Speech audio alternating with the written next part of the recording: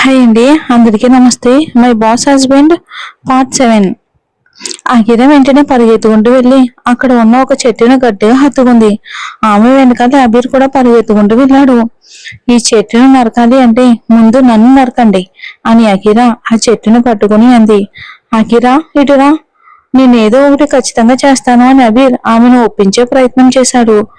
ఇక అందరికీ చెప్పండి, చెట్లను కాపాడండి, చెట్లను కాపాడండి, గట్టిగా చెప్పండి, save trees, save trees, save trees అంటూ అకిరా ఒక చెయ్యి పైకెత్తి నినాదాలు చేయటం మొదలుపెట్టింది. అకిరా, పద, చాలా నైట్ అయిపోయింది అని అబీర్ అన్నాడు. చలికి ఆమె వణిగిపోతున్నా కూడా ఆ చెట్టును వదిలి కదలడం లేదు. అకిరా, కాదు, సేవ్ ట్రీస్, సేవ్ ట్రీస్ అంటూ అకిరా ఇంకా గట్టిగా అరుస్తుంది. అది వినడానికి చుట్టుపక్కల ఎవరు లేరు. ఓ సారీ, ఆమెకు తోడుగా ఆమె భర్త ఉన్నాడు కదా. సేవ్ ట్రీస్ అని అబీర్ కూడా ఆమె మనశ్శాంతి కోసం అన్నాడు.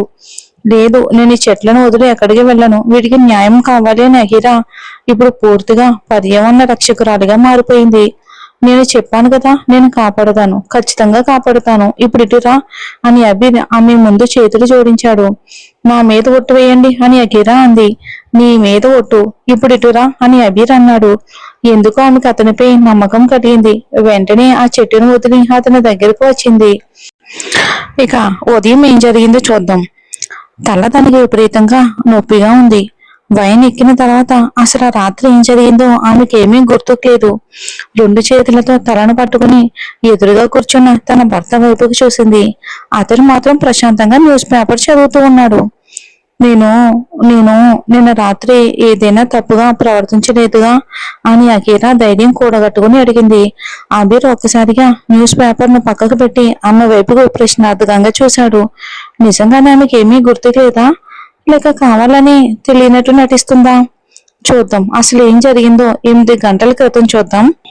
చెప్పండి, సేవ్ ట్రీ, సేవ్ ట్రీ అంటూ అకీరా గట్టిగా నినాదాలు చేస్తుంది. ఆ రోజు రాత్రి ఇక ట్రీ, సేవ్ ట్రీ అంటూ అకీరా సేవ్ ట్రీ పాటలాగే పాడుతూ నాట్యం చేస్తుంది. అకీరా, పద, ఇంటికి వెళ్దాం అని అభిరామిని అక్కడ నుండి తీసుకెళ్లడానికి ప్రయత్నిస్తున్నాడు. నేను ఇక్కడ నుంచి కదలను, మిగిలి ఉన్న ఆ 4 చెట్లకు కూడా న్యాయం జరిగే వరకు నేను ఇక్కడ నుంచి కదలను. చూడండి, ఈ చెట్లు ఎంత బలహీనంగా ఉన్నాయో, వీటిలో అసలు శక్తి లేదు. అలాంటి వాటిని కూడా వేళ్లతో సహా పీకేసి పడేస్తారా? ఆ పాపం ఆకులు ప్రకృతికి ఏం సమాధానం చెప్తాయి? నేను ప్రకృతికి ఏం సమాధానం చెప్పాలి? చెట్లను పెంచండి, చెట్లను కాపాడండి అంటూ ఆకీరా మత్తులో నోటుకొచ్చినట్టు మాట్లాడుతుంది. ఆమె చెప్పేది నిజమే, కానీ ఒక్క రాత్రిలో ఆ 4 చెట్లకు ఏం ఏర్పాట్లు చేయగలదు? కెవిన్, ఇక్కడికి బుల్డోజర్ తీసుకుంటా, నాకు ఇప్పుడే కావాలి అని అబీర్ కెవిన్ కి ఫోన్ చేసి బుల్డోజర్ తీసుకురమ్మన్నాడు. అది కూడా రాత్రి 1 గంటకు. బాస్, ఇప్పుడు 1 గంట అయింది, ఈ టైంలో అది నాకు ఎక్కడ దొరుకుతుంది అని కెవిన్ నిద్రమొత్తు గొంతుతో ఫోన్లో అన్నాడు. 10 నిమిషాల్లో నువ్వు బుల్డోజర్తో ఇక్కడికి రాకపోతే రేపు నీ రాజీనామాకి రెడీగా ఉంచు అని అబీర్ ఇంకంతే చెప్పి ఫోన్ పెట్టేశాడు. Abeer Roy Singhania, the king. మరి నేనెవరు అంటూ అకిరా అతని గెడ్డంపై చేయి వేసి అడిగింది. ఆ క్షణంలో అతని గుండె 2 నిమిషాలు ఆగిపోయినట్టు అనిపించింది. ఆమెను దగ్గరగా తీసుకుని ఆమె పెదవులను ఇక దగ్గరికి చేసుకోవాలి అని మనసు కోరుకుంది. కానీ కాదు, ఆమె మత్తును ఉపయోగించుకుని అలా చేయటం ఎలా? Akira Roy Singhania, the queen అని అబీర్ తన భావోద్వేగాలను అదుపులో పెట్టుకుని అన్నాడు. అది విన్న అకిరా సిగ్గుతో తల ఉంచుకుంది. మెల్లగా అతని కోట్లో తన ముఖాన్ని దాచుకుంది. ఇప్పుడు అబీర్కు చెమటలు పట్టాయి. ఆమెకు స్పృహ లేదు, కానీ అతనికి మాత్రం ఉంది. బాస్, నేను బుల్డోజర్తో వచ్చాను, మీరు ఎక్కడ ఉన్నారు అని కెవిన్ అడిగాడు. చెట్టు వెనక ఉన్న వాళ్ళిద్దరూ కెవిన్ కి కనిపించడం లేదు. కానీ అకీరా స్పర్శలో మునిగిపోయిన అబీర్ మాత్రం కదలకుండా అలాగే నిలబడి ఉన్నాడు. బాస్, ఎక్కడున్నారు బాస్ అంటూ కెవిన్ మళ్ళీ పిలిచాడు. కారు రోడ్డు పక్కన ఆగి ఉంది, కానీ అబీర్ అకీరా మాత్రం అతనికి కనిపించలేదు కారులో. నేను ఎక్కడికి వెళ్ళినా బాస్ బాస్ అని వినిపిస్తూనే ఉంటుంది. మీరు నా బాస్, అది కూడా బాసులకే బాస్, నేను మాత్రం ఒక సాధారణ ఎంప్లాయీని అని అకీరా అనడంతో కెవిన్ వచ్చాడని అబీర్కి అయితే అర్థమైంది. మరి నువ్వు నా సర్వస్వానికే బాస్ అని అబీర్ అన్నాడు. ఆమె తలపై మెల్లగా చేయి వేసి నిమిరాడు. ఇది వినడానికి చాలా బాగుంది. ఏది మళ్ళీ చెప్పండి అని అకీరా అడిగింది. ఇక ఈ రోజే మొదటిసారి ఎవరో తనని బాస్ అని పిలిచారు. అది కూడా ఇంకెవరో కాదు, స్వయంగా తన భర్తే. నువ్వు నా సర్వస్వానికి బాస్వి అని అబీర్ మళ్ళీ ఒకసారి అన్నాడు. మనం ఇక్కడే ఉండిపోదామా? చూడండి ఎంత బాగుందో ఇక్కడ అని అఖిరా అంది. ఇప్పుడొద్దు, ఎప్పుడైనా మళ్ళీ వద్దామని అబీర్ అన్నాడు. అవును, కానీ ఈ చెట్ల సంగతి ఏంటి అని అఖిరా అడిగింది. ఈ చెట్లు కావాలి కదా నీకు అని అబీర్ అడిగాడు. పెద్ద పెద్ద చెట్లను వేళ్లతో సహా తీసి మళ్ళీ నాటడం అంత ఈజీ కాదని అతనికి తెలుసు. ఆయన తన దగ్గర మొదటిసారి అకీరా అడిగిన విషయాన్ని అంత తేలిగ్గా పట్టించుకోకుండా వదిలేయడని అతనికి అనిపించలేదు. ఇక అవును, వీటికి మనం కొత్త ఇల్లు ఇస్తాం, ఎందుకంటే రేపు వీళ్ళ దగ్గర నుంచి ఈ ఇల్లు లాక్కోబోతున్నారు అని అకీరా ఏడవడం మొదలుపెట్టింది. ఏడవకు, ఈ చెట్లను నీకు ఇస్తానుగా, నీకోసం ఇంత కూడా చేయలేనా నేను అని అబీర్ ఆమె కన్నీళ్లు తుడుస్తూ అడిగాడు. అలా అనగానే ఆమె పెదవులపై అందమైన చిరునవ్వు విరిసింది. నా కోసం మీరు ఇంత చేస్తారా? నా కోసం ఇప్పటి వరకు ఎవరూ కూడా ఇంత చేయలేదు. అవును, మిగతా అమర్ చేశారు. అమర్ అయితే నాకు సొంత అన్నయ్య కంటే కూడా ఎక్కువ ఇష్టం. దారి కనిపించని సమయంలో వాళ్ళిద్దరే నాకు దారి చూపించారు. ఇప్పుడు వాళ్ళ తర్వాత నా మాట వింటున్న వ్యక్తి మీరే అంటూ అఖిర మరింతగా అతన్ని హత్తుకుంది. ఈ రోజు అతని కౌగిలానికి ఎంతో పరిచయమైనట్టుగా అనిపించింది. 2 సంవత్సరాల క్రితం కూడా అతనే కదా ఆమెను ఆదుకున్నాడు. కానీ అప్పుడు కూడా ఆమె ఇలాగే తాగి ఉంది. నీ కోసం చేయకపోతే ఇంకెవరి కోసం చేస్తాను? నువ్వు నా రానివి కదా, మరి చెయ్యాల్సిందే అని అబీర్ అన్నాడు. 2 ఇయర్స్ క్రితం అకీరాని అబీర్ కలిశాడా? చూద్దాం తర్వాత. బాస్, నేను ఇక్కడ ఉన్నాను, ఇప్పుడు ఏం చేయాలో చెప్పండి అని కెవిన్ అన్నాడు. ఈ చెట్లన్నిటినీ తీసుకుని మన ఇంటి ఆవరణలో నాటండి అని అబీర్ అన్నాడు. బాస్, కానీ మన బిల్డింగ్ ముందు అసలు ప్లేసే లేదు కదా అని కెవిన్ అన్నాడు. అయినా అక్కడ చాలా స్థలం ఉంది, మీరు అక్కడ నాటొచ్చు కదా ఈ చెట్లను అని అబీర్ అన్నాడు. బాస్ అని కెవిన్ ఏదో అడగబోయాడు. ఇక ఎలాంటి ప్రశ్నలు వద్దు అని అబీర్ అతను ఇంకేమైనా అడిగే లోపే కోపంగా చూశాడు. ఓకే ఓకే అని కెవిన్ ఇంకేం మాట్లాడకుండా బుల్డోజర్ వాళ్ళను పని చేయించాడు.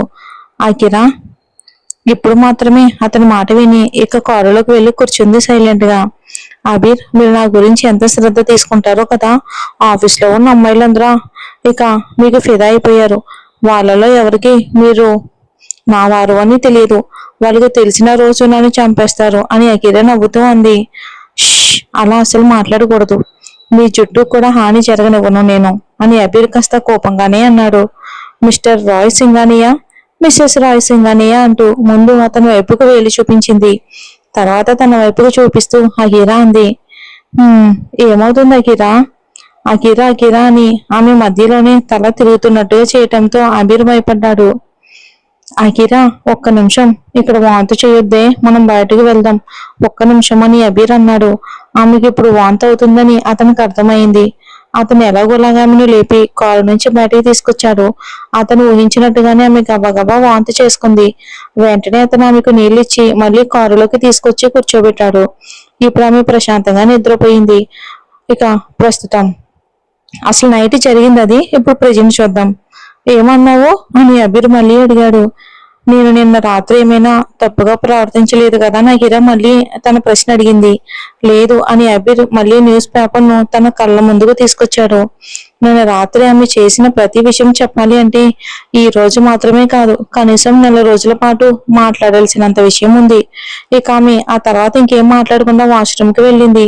గడియారంలో టైం 10 గంటలు అయిందన్న విషయం కూడా ఆమె గమనించలేదు. ఎలా గమనిస్తుంది? తల అంతా దారుణంగా నొప్పిగా ఉంది కదా. ఇక స్నానం చేసి బయటికి వచ్చినా కూడా ఆమెకు తలనొప్పి తగ్గలేదు. అక్కడ టాబ్లెట్ పెట్టాను, అది తీసుకో అని అబీర్ అన్నాడు. ఇక ఈ రోజు అతను తన ఆఫీస్ సూటు బూటు వేసుకోలేదు. పైగా 3 గంటల్లో దాదాపు అన్ని బిజినెస్ మ్యాగజైన్లు చదివేశాడు. అఖిర నోట ఒక మాట కూడా రాకుండా అక్కడున్న టాబ్లెట్ తీసుకుంది. ఆ తర్వాత అతను ఆమెను తీసుకుని ఇక బయట బ్రేక్ఫాస్ట్ కి వచ్చాడు. ఇక లిల్లీ అంటే ఆమె కోసం ఇడ్లీలు తయారు చేసింది. అబీర్ కోసం మాత్రం ఇంకేదో ప్రత్యేకంగా ఉంది. గడ్డి తినడమే ఇష్టమైతే బయటికి వెళ్ళి తినొచ్చు కదా. ఇక లిల్లీ ఆంటీ థ్యాంక్ యూ అని అఖిరా కృతజ్ఞతలు తెలిపింది. ఇక లిల్లీ ఆంటీ మాత్రం అసలు నవ్వలేదు. ఆమె పెదవులపై చిన్న మార్పు కూడా కనిపించలేదు. ఆమె కూడా ఇంకేం మాట్లాడకుండా తిరిగి గదిలోకి వచ్చింది. ఆమె వెనకాల అబీర్ కూడా వచ్చాడు. నేను ఆఫీస్కి బయలుదేరుతున్నాను అంటూ అకిరా తన బ్యాగ్ తీసుకుని బయలుదేరిపోయింది. నీ సెలవు మెయిల్ని నీ బాస్కి పంపించాను అని అబీర్ అన్నాడు. లేదు వద్దు, రోజుకి 1000 రూపాయలు కట్ అవుతాయి, నేను అది భరించలేను అని అకీరా అంది. నువ్వు ఇక్కడే ఉంటే దానికి 10 రెట్ల డబ్బు నేను ఇస్తాను అని అబీర్ అన్నాడు. పడుకుని ఉండడానికి 10,000? మరి ఇందులో ఏముంది? ఇక ఆఫీసులో ఆ అనంత ముఖమైన చూడాల్సిన అవసరం ఉండదులే ఈ రోజు అని అకీరా అలవాటుగా తనలో తానే గొనుక్కుంది. అబీర్ పెదవులపై చిన్న చిరునవ్వు మెరిసింది. కానీ ఆమెకు అవసరమైనంత ఖర్చు చేసుకోమని తన ముందే కార్డు ఇచ్చాడు కదా, మరి అందులో అయితే చాలా డబ్బుంది.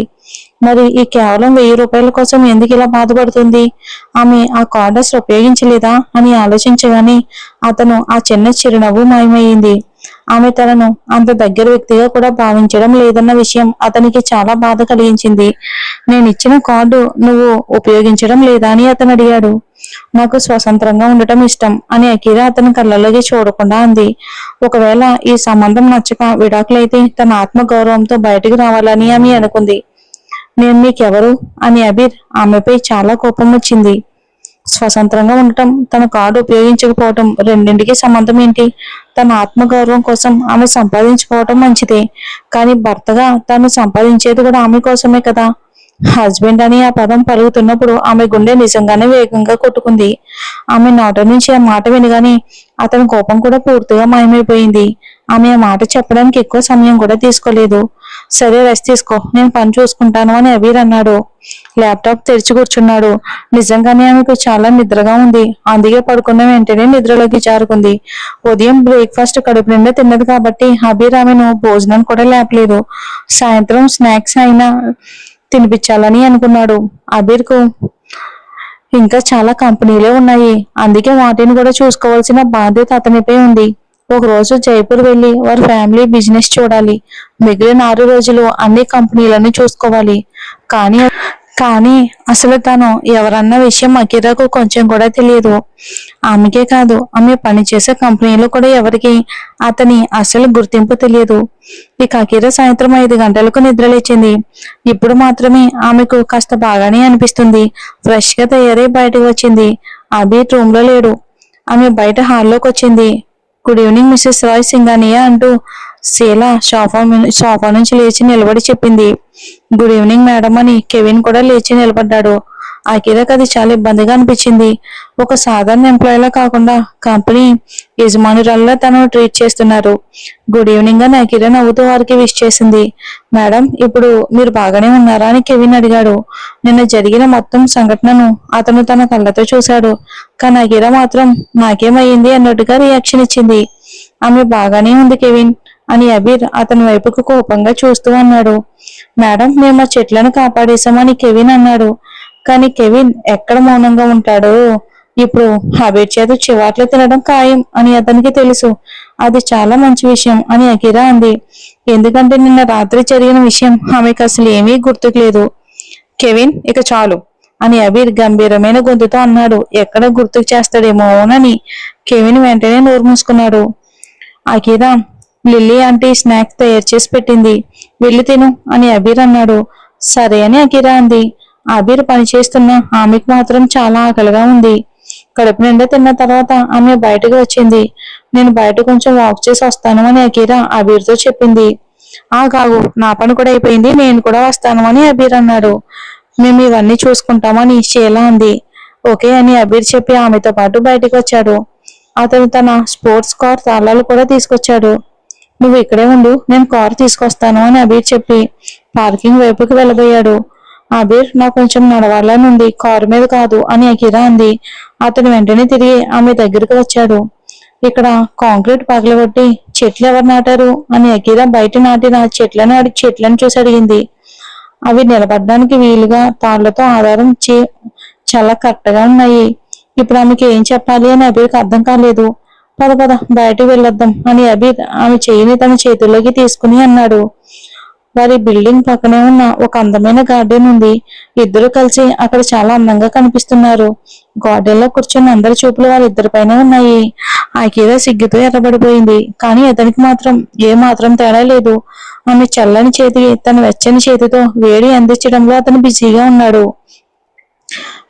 నేను చాలా చెడ్డగా ప్రవర్తించానా అని అఖిల అడిగింది. నిన్న తను ఏదో చేసిందని ఆమెకైతే అనిపిస్తుంది. కానీ అబీర్ అంత మంచిగా ఉన్నా ఏమీ చెప్పడం లేదు. "హ్మ్, అన్ని చూసుకోవటానికి నేనున్నాను, ఎప్పటికీ ఉంటాను" అని అబీర్ అన్నాడు. ఇక తప్పుల్లో ఏం చూసుకోవాలి అని అఖిల తల వంచుకుని అడిగింది. అంత పెద్ద తప్పేం చేయలేదు నువ్వు.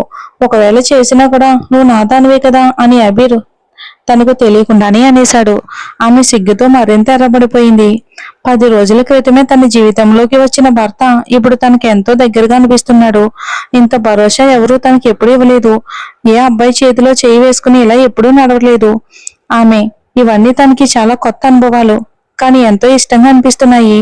గార్డెన్లో కొంతసేపు నడిచిన తర్వాత ఇద్దరు ఒక బెంచ్ పై కూర్చున్నారు. చల్లని గాలి శరీరాన్ని తాకుతుంది. ఆమెకు చలి వేయకుండా జాగ్రత్తగా అబీర్ ఆమెకు చాలా దగ్గరగా కూర్చున్నాడు. మీ ఫ్యామిలీలో ఎవరెవరు ఉంటారు అని అబీర్ అడిగాడు. ఫ్యామిలీ? తన ఫ్యామిలీలో ఎవరున్నారు? మిగతా అమర్ నా ఫ్యామిలీ, ఇప్పుడు మీరు, అంతే అని ఆమె లోతుగా శ్వాస తీసుకుని చెప్పింది. జైపూర్లో మన ఇల్లు ఉంది. అక్కడ దాదాజీ, పప్పా, మమ్మీ, ఇంకా ఒక చిన్న చెల్లి ఉంది అని అబీర్ అన్నాడు. మన పెళ్లి గురించి వాళ్ళకి తెలుసా అని అహీరా కాస్త అనుమానంగా అడిగింది. వచ్చే వారం అక్కడ ఒక ఫంక్షన్ ఉంది, అప్పుడు నేను వాళ్ళకు పరిచయం చేస్తాను అని అబీర్ అన్నాడు. అని అఖీరా అంది. మరి చూద్దాం ఏం జరుగుతుందో. ఇంకా స్టోరీ వెళ్ళే కొద్దీ ట్విస్ట్లు కూడా రిలీజ్ అవుతాయండి. Thanks for watching.